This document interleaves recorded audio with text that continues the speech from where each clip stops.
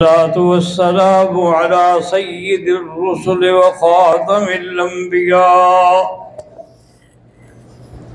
سيدنا وحبيبنا محمد المصطفى وعلى آله المجتبى وأصحابه النجبى. اللهم صل على سيدنا محمد النبي الأمي الهاشمي وعلى آله وأصحابه نجوم الهدى. أما بعد فقد قال الله تبارك وتعالى في القرآن المجيد والفرقان الحميد: أعوذ بالله من الشيطان الرجيم. بسم الله الرحمن الرحيم. تلك حجتنا إبراهيم نرفع درجات من نشاء. قال النبي صلى الله عليه وسلم: تركت فيكم أمرين ما إن تمسكتم بهما فلن تضلوا بعدي أبدا: كتاب الله وسنتي، أو كما قال النبي صلى الله عليه وسلم. صدق الله العلي العظيم وصدق رسوله النبي الكريم، ونحن على ذلك لمن الشاهدين ومن الشاكرين، والحمد لله رب العالمين. رب اشرح لي صدري ويسر لي أمري واحلل عقدة من لساني يفقهوا قولي. سبحانك لا علم لنا إلا ما علمتنا إنك أنت العليم الحكيم. برادران اسلام، آج کے درس میں توحید اور توحید ابراہیمی یعنی ان کی توحید پر جو قربانیاں ہیں اور دلائل ہیں ان کا ذکر ہوگا انشاءاللہ۔ حضرت سیدنا ابراہیم علیہ السلام کے زمانے میں ان کا مقابلہ دو قوموں سے ہوا۔ ایک قوم جو تھی وہ تو بت پرست تھی، اور ایک قوم جو ہے وہ ستارہ پرست تھی۔ وہ سورج کی عبادت کرتے تھے اور دوسرے جو ہے وہ تو بتوں کی عبادت کرتے تھے۔ سیدنا ابراہیم علیہ السلام نے ایک رات تمام اپنے اس وقت کے جماعت کو بلایا، اور جب پوری روشنی پھیل گئی رات کی، ستارے چھا گئے، تو ان سب سے الگ ایک ستارہ نظر آ رہا تھا جو سب سے زیادہ روشن تھا۔ اسی کو سیدنا ابراہیم علیہ السلام نے دلیل بنایا کہ فَلَمَّا جَنَّ عَلَيْهِ اللَّيْلُ رَأَىٰ كَوْكَبًا قَالَ هَٰذَا رَبِّي۔ جب اس ستارے کو دیکھا تو آپ نے فرمایا یہی خدا ہے۔ یہاں حمزہ استفہام مقدر ہے، یعنی هَٰذَا رَبِّي، کیا یہی خدا ہے؟ فَلَمَّا أَفَلَ قَالَ لَا أُحِبُّ الْآفِلِينَ۔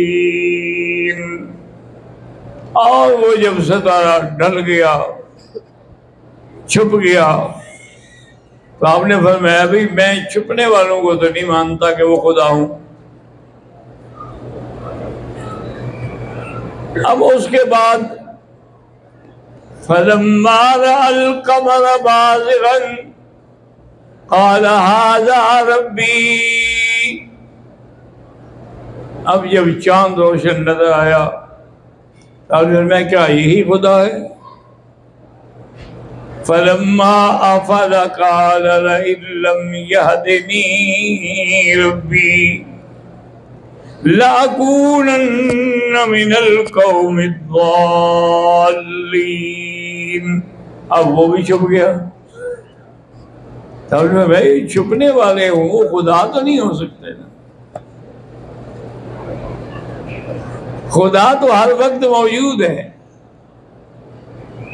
اللہ نے قرآن میں فرمایا ہے کہ وَهُوَ مَعَكُمْ أَيْنَمَا كُنْتُمْ، وہ تمہارے ساتھ ہے چاہے تم کہیں بھی ہو۔ ساتھ ہونے کا ایک مطلب جو ہے وہ تو باطل فرقے نے یہ بھی لے لیا ہے نعوذ باللہ کہ ظاہر میں حضور پاک نبی تھے لیکن اندر خدا تھا۔ اسی طرح کئی اپنے پیروں فقیروں کو بھی انہوں نے کہا کہ ان میں ظاہر میں تو وہ پیر ہیں لیکن اندر ان کے خدا ہے۔ وَهُوَ مَعَكُمْ، یہ دلیل پکڑی۔ یاد رکھو کہ مقام خدا جو ہے الرحمن علی العرش استویٰ، عرش پر کما یلیق بشانہ، جیسے اللہ کی شان کو زیبا ہے۔ اسی لیے امام احمد ابن حنبل رحمۃ اللہ علیہ نے بھی اور امام مالک نے بھی فرمایا کہ الاستواء معلوم والکیف مجہول، استواء پر تمہارا ایمان ہے لیکن کیسے ہے ہم یہ بات نہیں کر سکتے۔ بس سوال عنہ غیر معقول، اور اس بارے میں بحث کرنا بھی ناجائز ہے۔ اسی لیے حکم ہے کہ تفکروا فی خلق اللہ ولا تفکروا فی ذاتہ، اللہ کی مخلوقات اور صناعات میں غور کرو، اس کا تو اللہ نے رضاوت دی ہے خود، لیکن اللہ کی ذات میں غور نہ کرو، وہ بڑا البراء ہے، ہماری سمجھ سے بڑا تر ہے۔ تو اب اللہ تبارک و تعالیٰ کے اس پیغمبر جلیل نے حضرت خلیل نے اب جب یہ تارے چاند سب چھپ گئے تو سورج نکل آیا، اور سورج جو ہے یہ ہماری اس سرزمین جو ہے نا ہماری اس سے 16 گنا بڑا ہے، اور 2 کروڑ میل ہم سے دور ہے۔ اگر اس کا ایک قطرہ بھی ایک ذرہ بھی محفوظ کر لیا جائے تو ساری دنیا کے انرجی کے لیے کافی ہے، لیکن اگر کوئی قریب جانے کی کوشش کرے گا تو جل مرے گا۔ اسی لیے حضرت ابراہیم علیہ السلام نے جب سورج کی تمازت کو دیکھا، روشنی کو دیکھا، چمک کو دیکھا،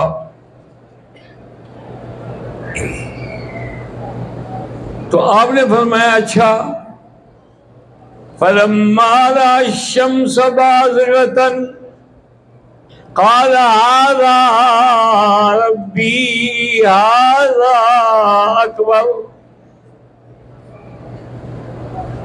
جب حضرت ابراہیم علیہ السلام نے سورج کو دیکھا تو میں کیا یہ خدا ہے جو سب سے بڑا ہے؟ انی بریء مما تشرکون۔ اب وہ سورج بھی ڈل گیا، اندھیری چھا گئی، تو فرمایا جو چیزیں ڈلنے والی ہوں، چھپنے والی ہوں، وہ کبھی خدا نہیں ہو سکتی۔ اس طرح سے آپ نے ان کو اللہ کی توحید کا مسئلہ سمجھانا چاہا۔ وہ ایک دن حضرت ابراہیم کے پاس آئے اور کہا کہ حضرت کل ہمارا میلہ ہے۔ ان کا 3 دن کا کوئی میلہ شیلہ ہوتا تھا، یہ میلے ہمیشہ سے باطل فرقوں میں چلے آئے ہیں۔ تو آپ بھی ہمارے ساتھ چلیں. انہوں نے کہا بھی نہیں میں تو بیمار ہوں. فَنَظَرَ نَظْرَةً فِي النُّجُومِ فَقَالَ إِنِّي سَقِيمٌ. آپ نے بھی ستاروں کی طرف دیکھا اور فرمایا میں بھی بیمار ہوں. اصل میں حضرت ابراہیم نے جھوٹ نہیں بولا. مقصد یہ تھا کہ تمہارا شرک تمہارا کفر دیکھ کے میں قلبی طور پہ بیمار ہوں. فَتَوَلَّوْا عَنْهُ مُدْبِرِينَ. اب جب وہ چلے گئے تو حضرت ابراہیم علیہ السلام ان کا جو سب سے بڑا معبد خانہ تھا بت خانہ تھا اس میں تشریف لے گئے. وہاں جب گئے تو دیکھا کہ سارے بت تو ہیں, ان کے آگے مٹھائیاں اور نظریں نیازیں بھی پڑی ہوئی ہیں. اللہ تعالیٰ کیوں نہیں کھاتے ہو؟ اور کیا کھائیں, بت بھی کھاتے ہیں کچھ. یہاں جو تم پیروں پر نیاز چڑھاتے ہو مٹھائیاں چڑھاتے ہو, کبھی دیکھا ہے پیر صاحب کو کھاتا ہوا مرنے کے بعد؟ بس ایک جاہلانہ بات ہے جو دماغ میں بیٹھ گئی وہ بیٹھ گئی. اس کے بعد آپ نے فرمایا اچھا تم نہیں کھاتے ہو تو بتاؤ تو صحیح بھی تم کیا چاہتے ہو. پھر بھی وہ کیا بولے. اب حضرت ابراہیم نے ہاتھ میں پکڑا ڈنڈا اور سارے بتوں کو ضرباً بالیمین قوت کے ساتھ دانے ہاتھ کے ساتھ توڑا. اسی کو دوسری جگہ قرآن نے بیان فرمایا فَجَعَلَهُمْ جُذَاذًا,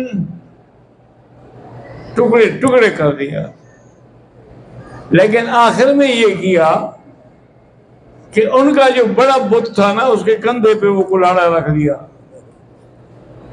کہ جب آئیں گے کچھ تو غور کریں گے, کچھ تو سمجھ آئے گی اللہ کی توحید ان کو. اس کے بعد جب میلہ ختم ہو گیا اور آپ کی قوم واپس آ گئی تو گئے جناب اپنے عبادت خانے میں کہ جا کے اپنے بتوں کا سجدہ کریں اور شکریہ ادا کریں. ہاں جا کے دیکھا تو سارے خدا ٹوٹے پھوٹے پڑے ہیں. کسی خدا کا ناک نہیں, کسی کا ہاتھ نہیں, کسی کی گردن نہیں. یہ کیا ہو گیا؟ قالوا من فعل هذا بآلهتنا إنه لمن الظالمين. کہنے کہ بھئی کون ہے جس نے ہمارے خداؤں کے ساتھ یہ حشر کیا ہے؟ اس نے تو بڑا ظلم کیا. قالوا سمعنا فتى يذكرهم يقال له ابراہیم. کہنے کہ ایک نوجوان ہے نا جس کو ابراہیم علیہ السلام کہتے ہیں, وہی تمہارے بتوں کی بڑی مذمت کرتا تھا, معلوم ہوتا ہے یہ اسی کا کام ہے. قالوا فأتوا به على أعين الناس. کہنے کہ بھی نہیں ایسے بات نہیں ہے. حضرت ابراہیم کو بلا کے سب لوگوں کے سامنے مسئلہ پوچھا جائے تاکہ سب لوگوں کے سامنے اقرار ہو جائے تو پھر اس کے بعد اس کے لیے سزا تجوید ہوگی. سارے اکٹھے ہو کے آ گئے, نے کہا انت فعلت هذا بآلهتنا یا ابراہیم. ابراہیم علیہ السلام تم نے ہمارے خداؤں کے ساتھ یہ کیا؟ آپ نے میں نے تو نہیں کیا, بل فعلہ کبیرہم ھذا. وہ جو بڑا ہے نا اس کی یہ منت کھا جاتے تھے چھوٹے, اس کا غصہ آ گیا تو سب کو توڑ پھوڑ دیا. انہوں نے کہا اچھا, انہوں نے کہا جا کے پوچھ لو فسألوہم. تھوڑی دیر وہ کھڑے رہے, اس کے انہوں نے کہا ابراہیم علیہ السلام کیسے پوچھیں, وہ بھی بولتے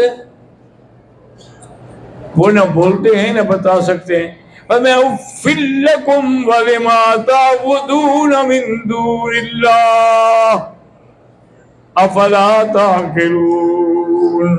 فرمایا حیف ہے تم پر بھی اور تمہارے ان جھوٹے خداؤں پر بھی جو بتا نہیں سکتے، بول نہیں سکتے، وہ مشکل کشا اور حاجت روا اور خدا کیسے بن سکتے ہیں؟ تو اصل میں حضرت ابراہیم علیہ السلام کو بڑی آزمائشیں آئی ہیں، لیکن ابراہیم علیہ السلام سچا نبی ہے۔ وَاذْكُرْ فِي الْكِتَابِ إِبْرَاهِيمَ إِنَّهُ كَانَ صِدِّيقًا نَبِيًّا، بڑا سچا۔ وَإِذِ ابْتَلَىٰ إِبْرَاهِيمَ رَبُّهُ فَأَتَمَّهُ، اللہ نے کئی مقامات میں حضرت ابراہیم علیہ السلام کے امتحان لیا۔ کبھی آگ میں ڈالے گئے اور کبھی اپنے بیٹے کی گردن پہ چھری رکھنی پڑی، بڑے بڑے امتحان آئے، اور کبھی اپنے بچوں کو وادی غیر ذی زرع میں یعنی مکے میں چھوڑنا پڑا، اور بولنے کا بھی حکم نہیں تھا اور چلے گئے واپس۔ تو اس لیے اللہ نے فرمایا کہ تم نے جتنے بھی امتحان میں ڈالا گیا تم سچے نکلے ہو، تو میں چاہتا ہوں کہ تمہیں امام متقین بناؤں۔ انہوں نے کہا یا اللہ میری ذریت میری اولاد میں سے بھی تو کہ فرمایا نہیں، اولاد میں سے نہیں ہے، یہ مقام ہر کسی کو نہیں مل سکتا ہے۔ اس لیے سیدنا ابراہیم علیہ السلام نے تمام مسائل جب حل کر لیے تھے تو اس کے بعد پھر اللہ سے کہا کہ یا اللہ مزدور کو مزدوری ملتی ہے یا انعام ملتا ہے، آپ مجھے بھی دیں۔ ربنا تقبل منا انک انت السمیع العلیم۔ نے کہا یا اللہ اب تیرا گھر بھی بن گیا ہے۔ اللہ تبارک و تعالی نے فرمایا ابراہیم ایسا کرو کہ تم آواز دو، میں ساری دنیا کو کھینچ کے اس گھر میں لے آؤں گا۔ تو اللہ تبارک و تعالیٰ کے حکم سے ابراہیم علیہ السلام نے آواز دی، اور اللہ تبارک و تعالیٰ نے اس گھر کو مرجع للناس بنا دیا کہ مشرق سے مغرب سے شمال سے جنوب سے ہر جگہ سے ساری دنیا کعبۃ اللہ پہ آ رہی ہے اور کعبۃ اللہ کا فیض حاصل کر رہی ہے۔ اللہ ہمیں بھی آپ کو بھی وہ فیض نصیب فرمائے۔